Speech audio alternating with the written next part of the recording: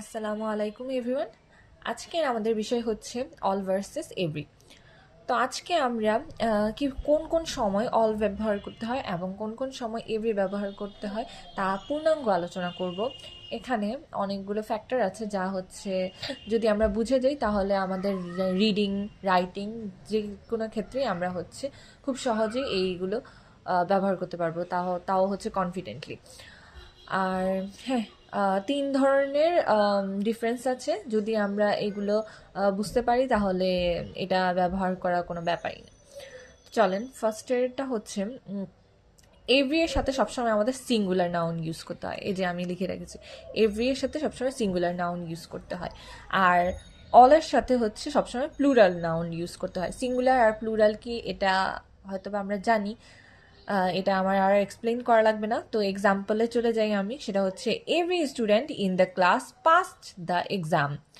এখানে এভরি স্টুডেন্টের সাথে এভরি এর সাথে স্টুডেন্ট হয়েছে, স্টুডেন্টস না, সিঙ্গুলার হয়েছে। Student singular noun.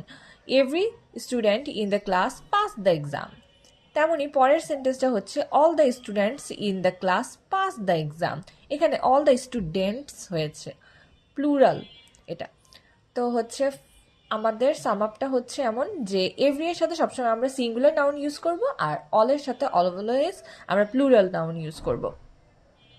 তো ফার্স্টের যে ফ্যাক্টটা সেটা হয়তো বা আমরা বুঝে গেছি। চলুন নেক্সটটাতে যাওয়া যাক। এরপরে হচ্ছে এভরি এর সাথে সবসময় আমরা কাউন্টেবল নাউন ইউজ করব। কাউন্টেবল নাউন আর আনকাউন্টেবল নাউন যদি না জানা থাকে আমি একটু বলে দিতেছি। কাউন্টেবল হচ্ছে গণনা, যেগুলো হচ্ছে গণনা করা যায়, যেগুলো আমরা গুনতে পারি। আর আনকাউন্টেবল নাউন যেগুলো হচ্ছে গণনা করা যায় না। এভরি এর সাথে সবসময় আমরা কাউন্টেবল নাউন ইউজ করি। যেমন এখানে দেওয়া আছে এভরি চাইল্ড নিডস লাভ।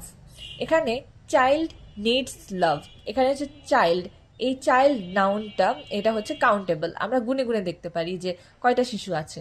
কিন্তু আমরা যখন চিলড্রেন ইউজ করব, এটা হচ্ছে চাইল্ডের প্লুরাল ফর্ম। চিলড্রেন সবসময় অলের সাথে ইউজ হবে, যেমন অল চিলড্রেন নিড লাভ। তো সেকেন্ড যেই হচ্ছে ফ্যাক্টরটা, সেটা হচ্ছে এভরি এর সাথে কাউন্টেবল নাউন ইউজ করতে হবে, আর অলের সাথে অলওয়েজ আনকাউন্টেবল নাউন ইউজ করতে হবে। আই গেস আমরা দ্বিতীয়টাও বুঝে গেছি।